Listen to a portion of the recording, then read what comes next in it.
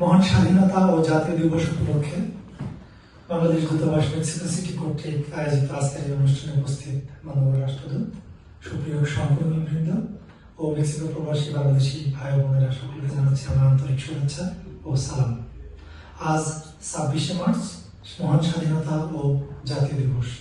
1971 সালের এই দিনে স্বাধীন সার্বভৌম রাষ্ট্র গঠনের উদ্দেশ্যে চূড়ান্ত লড়াই শুরু হয়েছিল। বাঙালি জাতির জীবনে আজকের এই দিন স্বাধীনতা দিবস একই সঙ্গে আনন্দ ও বেদনার।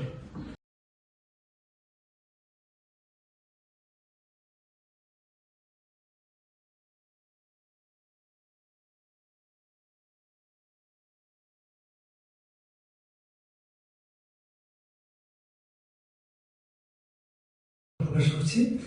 অনুষ্ঠানের এই পর্যায়ে আমি মাননীয় রাষ্ট্রদূত মহোদয়কে সবিনয়ে অনুরোধ করবো তার বক্তব্য উপস্থাপন করার জন্য।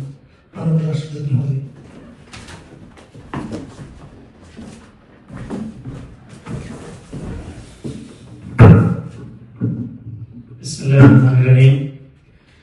আজকে আমাদের মহান স্বাধীনতা এবং জাতীয় দিবস উপলক্ষে আয়োজিত আজকের এই অনুষ্ঠানের সম্মানিত কমিউনিটি নেতৃবৃন্দ, আমার সহকর্মীবৃন্দ, সুযোগ্য মডারেটর আব্দুল্লাহ আল ফারাদ, সকলকে জানাচ্ছি স্বাধীনতা দিবসের আন্তরিক শুভেচ্ছা। এদিনে আমরা অর্জন করেছিলাম আমাদের স্বাধীনতার লাল সূর্য, একটি মানচিত্র, একটি পতাকা। লাখো শহীদের বিনিময়ে আমাদের এই অর্জন যখন আমাদের অর্জিত হয়, বিশ্ব ব্রহ্মাণ্ডে বাংলাদেশ নামক একটি ভূখণ্ড প্রতিষ্ঠিত হয় এবং এই ভূখণ্ডটি কেবলই একটি ভূখণ্ড হিসেবেই রয়ে গিয়েছে দীর্ঘ 54টি বছর। বাংলাদেশের স্বাধীনতা যখন অর্জিত হয়, স্বাধীনতার যুদ্ধে যখন বাংলাদেশের আবাল বৃদ্ধ বনিতা ঝাঁপিয়ে পড়ে, তখন তাদের একটি লক্ষ্য ছিল, উদ্দেশ্য ছিল।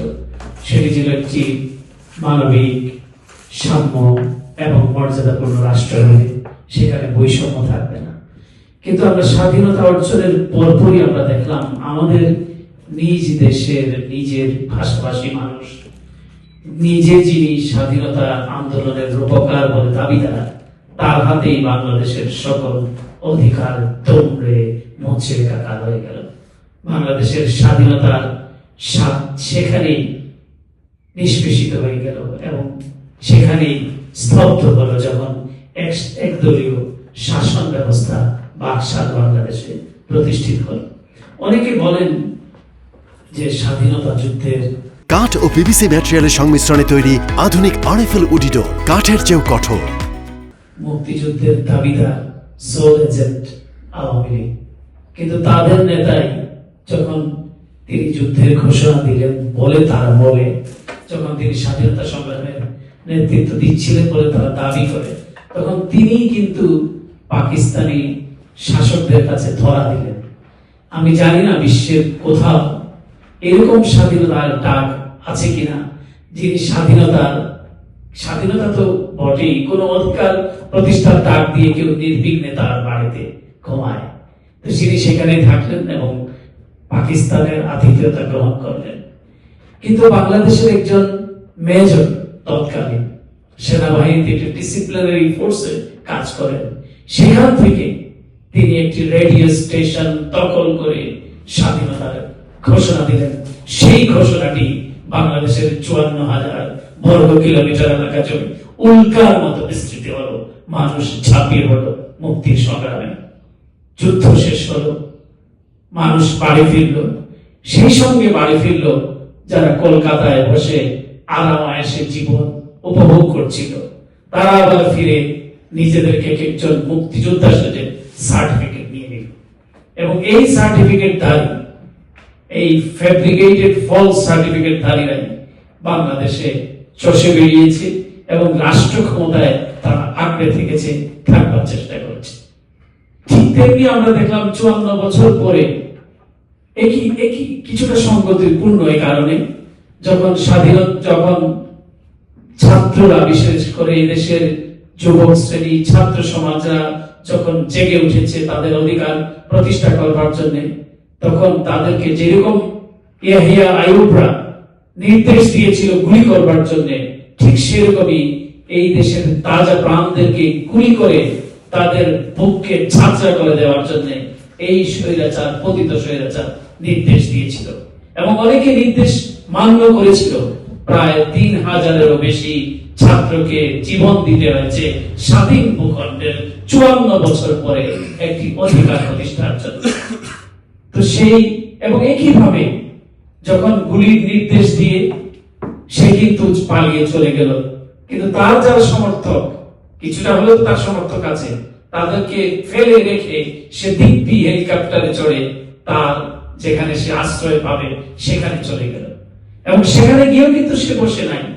এই যে 54 বছর পরে আমরা যে এখনো অধিকারের জন্য লড়ছি, আমরা রক্ত দিচ্ছি, ছাত্ররা রক্ত দিল এবং একটি অধিকার প্রতিষ্ঠার পথে বাংলাদেশ যে এগিয়ে চলেছে, বিশ্বব্যাপী ওয়েল রেসপেক্টেড যেটাকে বলা হয়, আন্তর্জাতিক খ্যাতি সম্পন্ন সর্বজন শ্রদ্ধেয় একজন ব্যক্তিত্বকে বাংলাদেশ পেয়েছে। আজাদ সাহেব বলছিলেন তিনি গ্রামীণ ব্যাংকে চাকরি করতেন ঘনিষ্ঠভাবে, তিনি আমার মতো দেখার সুযোগ হয়েছে প্রফেসর মোহাম্মদ ইউনূসকে। তো তিনি কিন্তু দরখাস্ত দিয়ে অথবা আবেদন করে বাংলাদেশের দায়িত্ব নেননি। তাকে সকলে মিলে, সকল ছাত্ররা, রাজনৈতিক দল, বিএনপি সহ সকলে মিলে তাকে এই দায়িত্বটি দিয়েছে এবং তিনিও দায়িত্বটি গ্রহণ করেছেন। এটি একটি অন্তর্বর্তীকালীন সরকার বাংলাদেশে রয়েছে, আপনারা সকলে জানেন, এবং একটি নির্বাচনের মধ্য দিয়ে এই বছরের শেষে অথবা আগামী বছরের শুরুতেই একটি অবাধ নিরপেক্ষ নির্বাচনের মধ্য দিয়ে তিনি তার যাত্রা সম্পাদন করবেন। যে আমানতদারী বাংলাদেশের মানুষ যে আস্থায় তাকে দিয়েছে, তিনি এটি সুচারুভাবে সম্পন্ন করার জন্য তিনি 1 by 1 স্টেপ নিয়ে চলেছেন।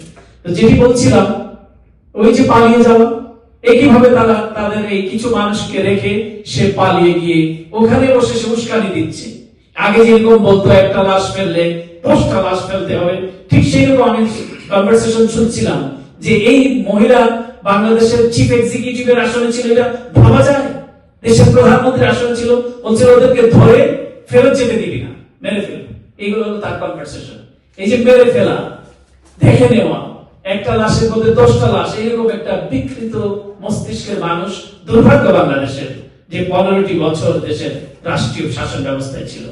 এবং এখন যেটি তিনি করছেন, তিনি সেখানে বসে উস্কে দিচ্ছেন, আর যেখানে আছেন সেখানের এক গাদা মিডিয়া, এক পরিসংখ্যানে দেখা গেছে 49টি মিডিয়া বাংলাদেশের বিরুদ্ধে ফেক নিউজ তারা প্রচার করেছে।